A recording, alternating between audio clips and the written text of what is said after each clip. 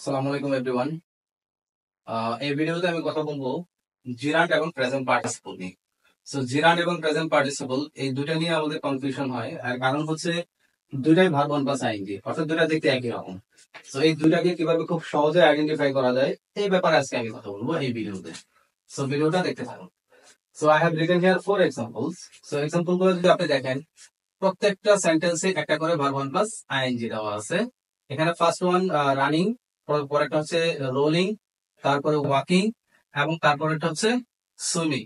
সেই প্রত্যেকটা দেখতে একই রকম, বাট প্রত্যেকটাই কিন্তু জিরান বা প্রত্যেকটাই কিন্তু পার্টিসিপল না। সো এইটাকে আলাদা আমরা কিভাবে করবো?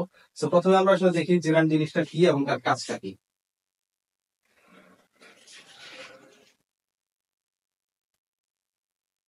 জিরান হচ্ছে বেসিক্যালি একটা শব্দ যদি একই সাথে নাউন এবং ভার্বের কাজ করে সেটাকে আমরা জিরান বলি। সো জিরান ইজ ইকুয়াল টু আমরা বলতে পারি নাউন প্লাস ভার্ব। এবং পার্টিসিপল অর্থাৎ প্রেজেন্ট পার্টিসিপল,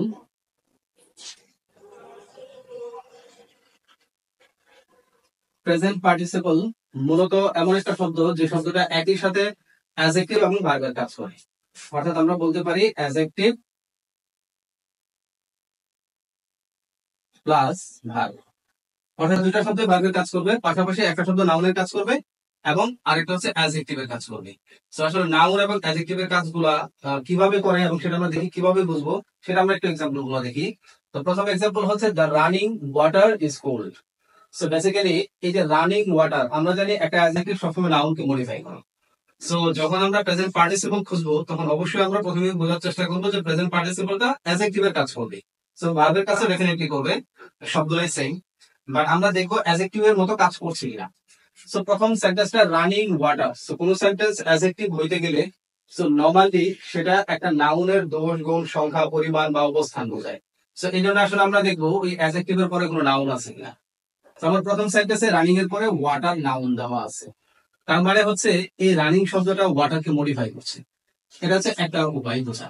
আরেকটা উপায় হচ্ছে আপনি যে শব্দটাকে আইডেন্টিফাই করতে চাচ্ছেন এটা কি জিরা প্রেজেন্ট পার্টিসিপল নাকি জিরান, সেটাকে আপনি একটা প্রশ্ন করে দেখুন ওয়ার্ড দিয়ে। যদি ওয়ার্ড দিয়ে কোশ্চেন করলে অ্যান্সার আসে তাহলে সেটা জিরান। আর যদি ওয়ার্ড দিয়ে কোশ্চেন করলে অ্যান্সার না আসে, অর্থাৎ হাউ দিয়ে কোশ্চেন করলে যদি অ্যান্সার আসে তাহলে সেটা হচ্ছে অ্যাডজেক্টিভ বা প্রেজেন্ট পার্টিসিপল। সো আমি যদি প্রথমটা দেখি, the running water is cold. So how the water is, আমি যদি প্রশ্ন করি যে পানিটা কেমন, সো অ্যান্সার আসে হচ্ছে পানিটা হচ্ছে রানিং। সো যেহেতু আমি হাউ দিয়ে কোশ্চেন করলে অ্যান্সার আসতেছে, সেহেতু আমরা বুঝতে পারি এটা একটা অ্যাডজেক্টিভ। তো আমরা জানি কোন ভার্ব যদি অ্যাডজেক্টিভের মতো কাজ করে, অর্থাৎ বি ওয়ান প্লাস আইএনজি হওয়ার পরে যদি অ্যাডজেক্টিভের মতো কাজ করে, সেটাই হচ্ছে প্রেজেন্ট পার্টিসিপল। সো আশা করি বুঝতে পেরেছেন। সো এটা হচ্ছে প্রেজেন্ট পার্টিসিপল।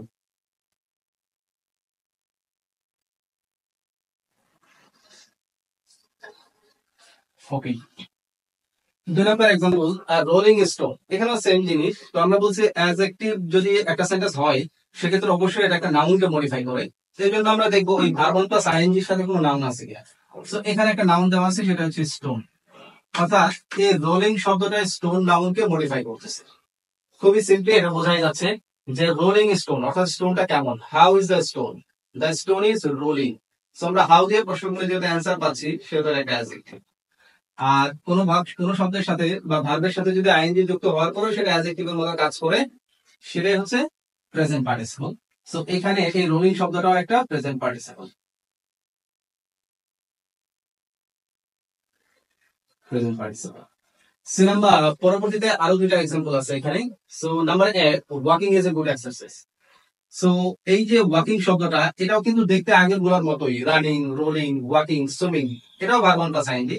তো আমরা জানি জিরান অবশ্যই ভার্ব ওয়ান প্লাস আইএনজি হবে। সেক্ষেত্রে এই জিরান্টের যে ভার্বটা থাকবে এই ভার্বটা নাউনের মতো কাজ করবে। এখন এই ওয়াকিং শব্দটা নাউনের মতো কাজ করলো কিনা এটা বোঝার জন্য একটা সহজ উপায় আমরা ফলো করি, সেটা হচ্ছে আমরা সেন্টেন্সটাকে ওয়ার্ড দিয়ে কোশ্চেন করি। সো ওয়ার্ড দিয়ে কোশ্চেন করলে যদি কোনো অ্যান্সার পাওয়া যায় সেটা অবশ্যই নাউন হবে। যেমন walking is a good exercise. So what is a good exercise, যদি আপনাকে প্রশ্ন করা হয় এই সেন্টেন্সে what is a good exercise, so the answer always will be walking. এবং পরবর্তী সেন্টেন্সে সেম জিনিস, swimming is my favourite activity. So what is your favourite activity or what is my favourite activity. So আমি what দিয়ে প্রশ্ন করলে কিন্তু খুবই ইজি অ্যান্সার গুলো পেয়ে যাচ্ছি। সো আমরা জানি হোয়াট দিয়ে কোনো সেন্টেন্স কে প্রশ্ন করলে যে উত্তর পাওয়া যায় সেটাই হচ্ছে নাউন। অর্থাৎ এখানে ভার্ব ওয়ান প্লাস আইএনজি দুইটা শব্দই নাউনের মতো কাজ করছে বা নাউন হয়ে কাজ করছে। সো আমরা জানি নাউন প্লাস ভার্ব যদি হয় সেটা হচ্ছে জেরান্ড, আর অ্যাডজেক্টিভ প্লাস ভার্ব যদি হয় সেটা হচ্ছে প্রেজেন্ট পার্টিসিপল। সো এখানে এই দুইটা শব্দই হচ্ছে জেরান্ড।